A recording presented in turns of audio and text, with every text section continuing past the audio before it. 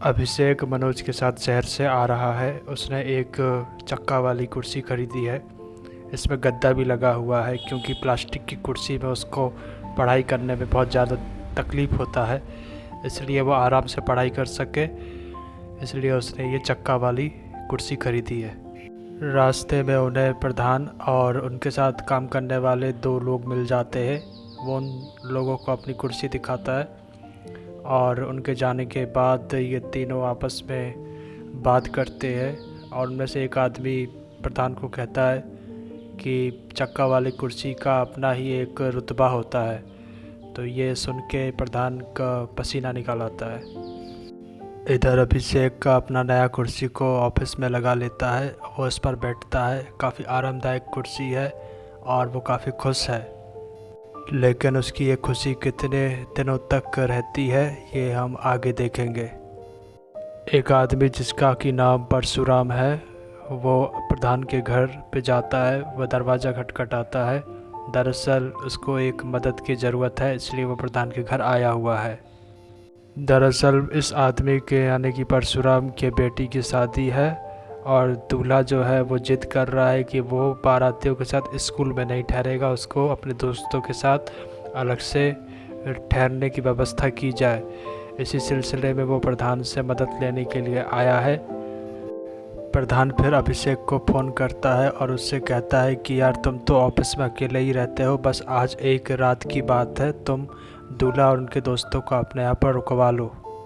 लेकिन इधर अभिषेक प्रधान को मना कर देता है और वो कहता है कि उसका पढ़ाई में बहुत डिस्टर्ब होगा, उसको बहुत पढ़ाई करनी होती है। इधर वो आदमी जो प्रधान से मदद लेने के लिए आया था, प्रधान से कहता है कि बुरा मत मानिएगा, लेकिन आपका पकड़ पंचायत ऑफिस में कम होता जा रहा है।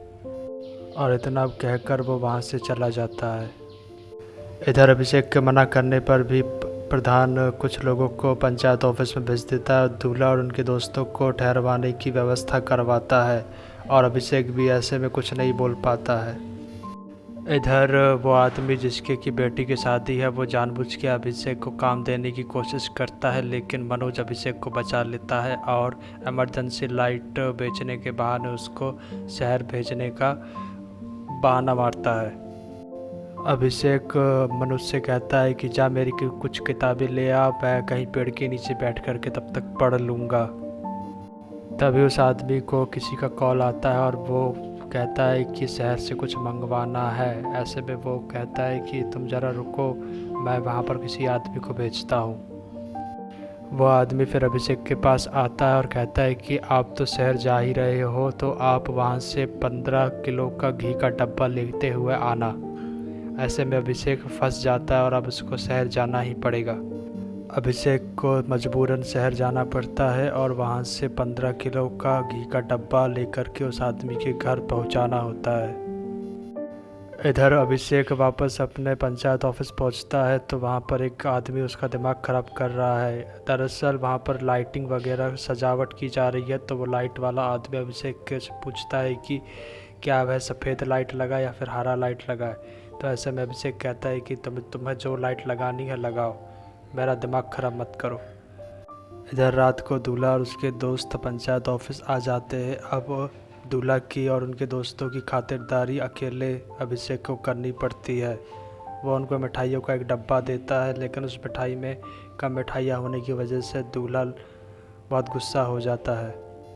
अभिषेक जब दूल्हा और उसके दोस्तों को मिठाई दे रहा होता है तो दूल्हा गुस्से में कहता है कि हम यहाँ नहीं खाएंगे, हम बाहर खाएंगे, हमारे लिए कुर्सियाँ बाहर लगवाओ। अभिषेक को कुर्सी बाहर लगानी पड़ती है, लेकिन वह अभिषेक कुछ नहीं कहता है। जब दूल्हे को पता चलता है कि अंदर एक बहुत अच्छी गद्दे वाली कुर्सी रखी है, उसके बावजूद उसको प्लास्टिक की कुर्सी में बैठाया गया है, तो उसका दिमाग ख़राब हो जाता है और वो अभिषेक से कहता है कि वो वाली कुर्सी मेरे को दो। अभिषेक उसको अपनी कुर्सी दे देता है। कुर्सी में पन्नी लगी होती है और वो पन्नी उस दूल्हा को परेशान कर रही होती है, तो वो पन्नी को फाड़ने की कोशिश करता है। अभिषेक उसे पन्नी फाड़ने से मना करता है, लेकिन दूल्हा उसकी बात नहीं सुनता और पन्नी फाड़ देता है। ऐसे में अभिषेक को गुस्सा आ जाता है और वो उसे एसोल बोल देता है। जब दूल्हे को पता चलता है कि एसोल का मतलब गांड का छेद होता है, तो वो उसे बहुत गुस्सा आता है। अब लड़के वाले भी पंचायत ऑफिस आ गए हैं और वे सभी लोग इस व्यवहार से काफ़ी दुखी है और गुस्से में है और वो चाहते हैं कि अभिषेक इसके लिए माफ़ी मांगे। तो दूल्हा कहता है कि उसने मुझे एसोल बोला है, मैं भी उसे एसोल बोलूँगा। और ऐसा कहने के बाद सब लोग कहते हैं कि ठीक है, तुम भी उसे एसोल बोल लो। तो दूल्हा भी अभिषेक को एसोल बोलता है और फिर कहता है कि मुझे ये वाला कुर्सी चाहिए है। अभिषेक को अपना नया कुर्सी उस दूल्हे को देना पड़ता है और वो अपनी कुर्सी को जाते हुए देखता है। इधर प्रधान अभिषेक से कहते हैं कि तुम दुखी मत हो, तुम मेरा वाला कुर्सी ले लो और हम नया कुर्सी ले लेंगे। अब प्रधान जी शहर से नया कुर्सी अपने लिए खरीद करके जा रहे हैं। अभिषेक और मनोज किसी काम से उसी रास्ते पर कहीं खड़े हैं और वो प्रधान जी को अपना नया कुर्सी के साथ जाते हुए देखते हैं। दोस्तों, वीडियो अच्छी लगी हो तो वीडियो को लाइक करना, चैनल को सब्सक्राइब करना। मिलते हैं अगली वीडियो में।